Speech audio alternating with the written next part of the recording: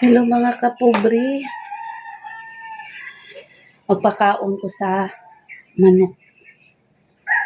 Kay hayag naman, nabot ko gikan, dumating ako galing simba, Misa de Gallo natapos yung Misa de Gallo 4:30 kasi 3:30 ko kisa. Dumating ako, malapit na 5 na ata, 5. Tapos nagkape, naabutan ako ng hindi ako matulog ulit, pakainin ko muna yung mga alaga ko bago ako matulog.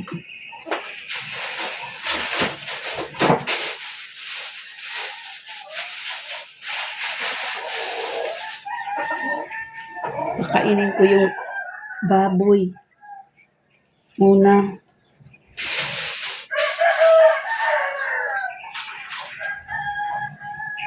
At saka manok. Magpakain ako ng manok. Kasi klaro na. Manok muna unahin ko. Ano yung mga kapobre.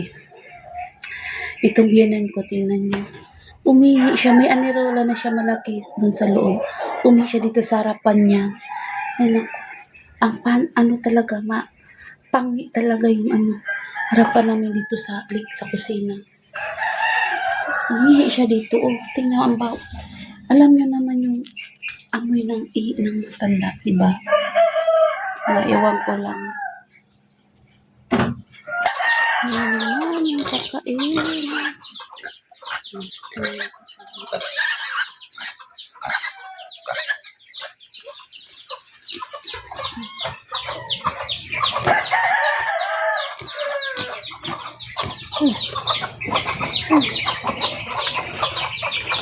Talaga para sa New Year yan, lechon.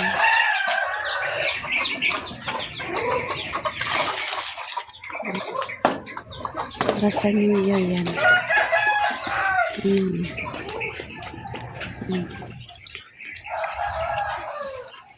Mag-alaga lang kami para sa New Year lechon, pero yung alaga talaga. Hindi kasi mahirap dito mag-alaga. So, para sa New Year lang yung lechon. Napakain ko ng anak ko. Tapos, ito. Saka na ako matulog ulit. Gumising ako kanina 1:30. Niligo.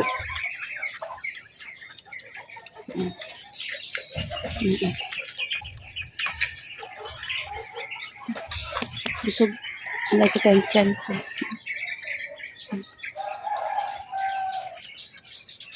Nabat na yan.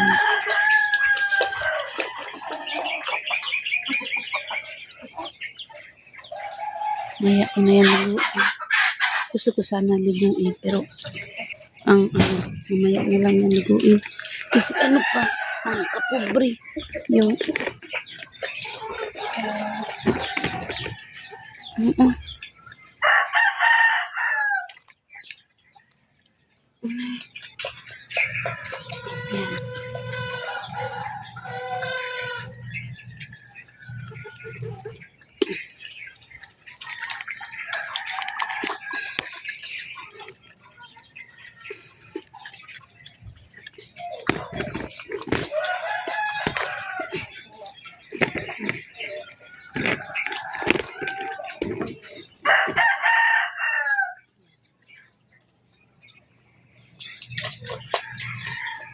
hanggang 31 na lang siya.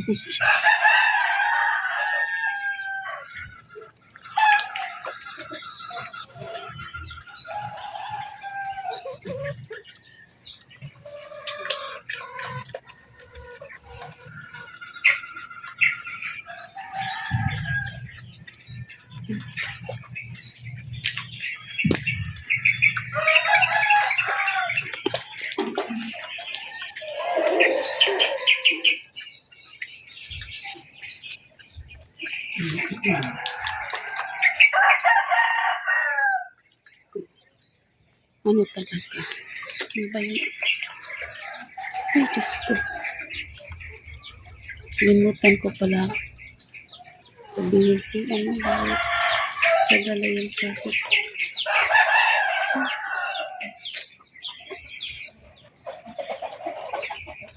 Kailan lang ito nag-color ang anak ko.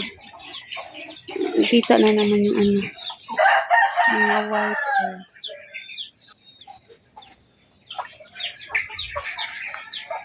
Hmm. Pasok na. Tapos ako, bawat talaga. Tumaan ka. Kasi,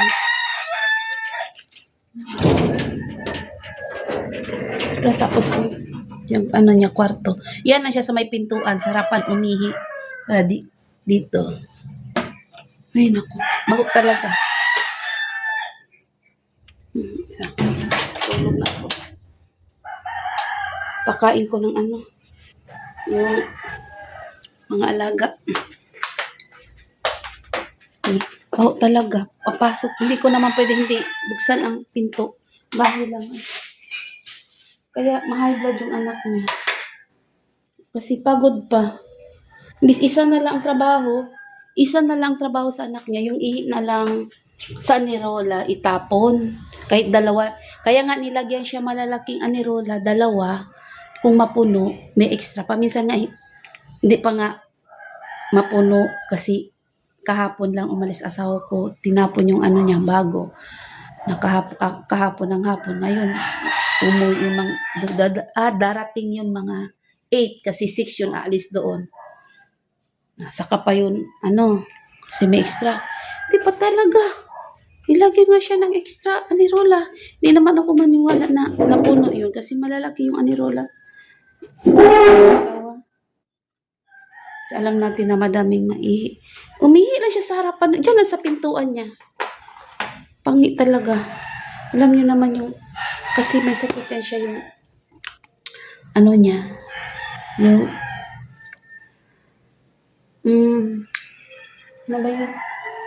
Sakit sa lalaki yung, ano, yung, prostate. Prostate. Tapos may ano pa yun siya sa kidney. Iba talaga yung amoy niya. Ang ihi. Napa. Ano kaya yan siya?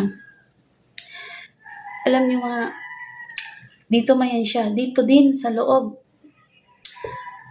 Pasensya na yun kung kumakain yung pupo niya. Saan niya? Yun sa kama. Kaya isa din yun, iniwalay siya. Kasi yung ano, dumi niya, nakaano lang dito sa loob ng bahay. Diyan lang ang kwarto niya, oh. Yan sa, yan sa gitna, oh, yan. Yung komedor na, maliit lang itong bahay namin. Komedor na malapit. Na. Tapos, tapos, kung mag-CR yan siya dyan sa CR, hindi niya i-flush, takpan lang niya. Tapos yung sa flooring, ano, madami yung ano, mga dumi, yung ano ba niya, pupo niya, yung nagkalat. Ang ano talaga, kaya isa din yun, inihiwalay namin siya.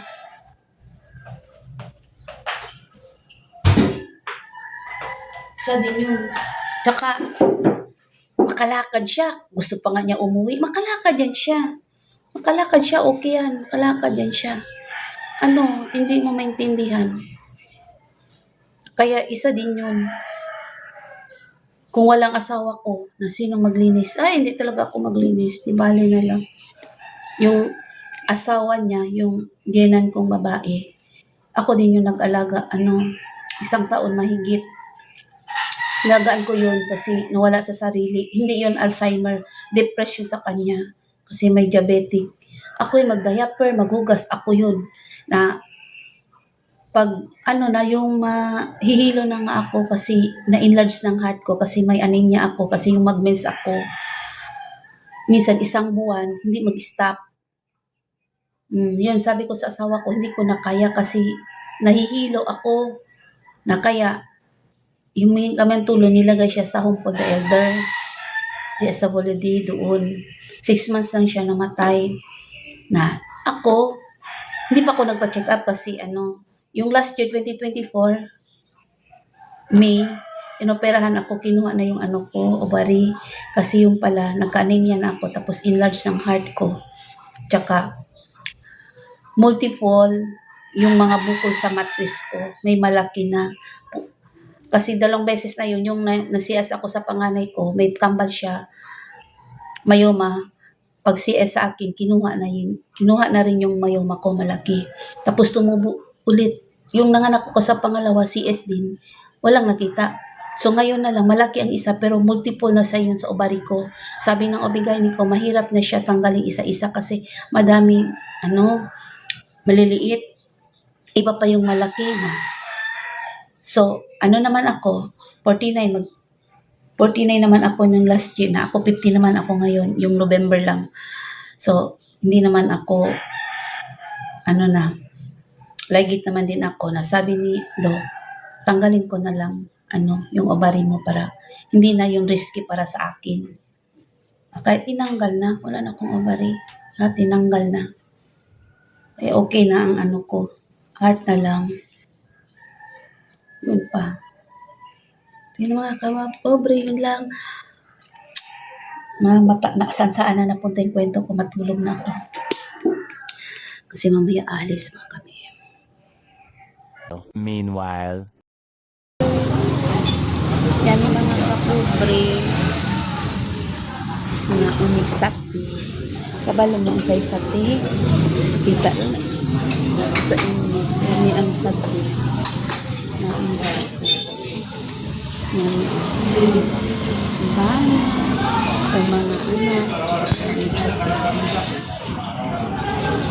Umigsakti. Pan nyo? Yan, pagsakti.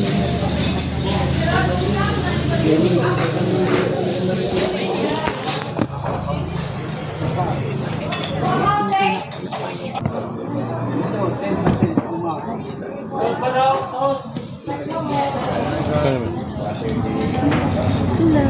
Doon pa mga kapobre.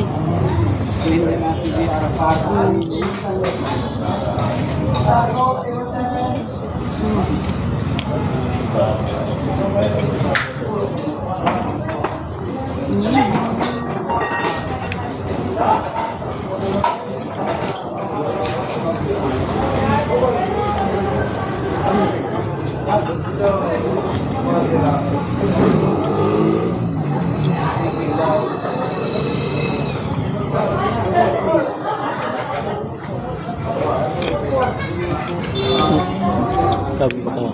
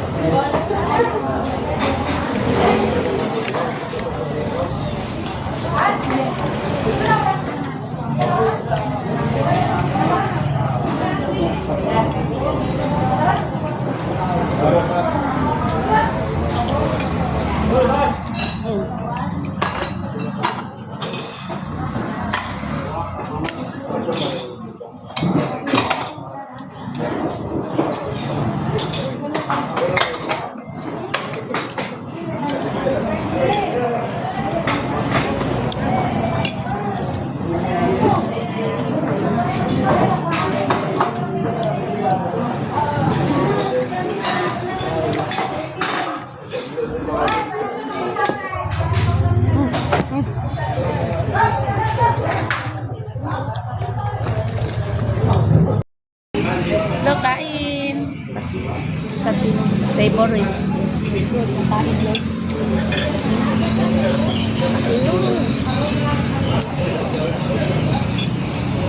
Kanan pa nila. Pipuli na na.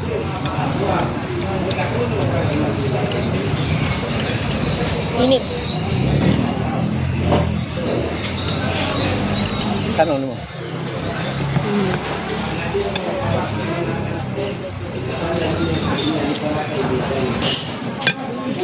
Kamu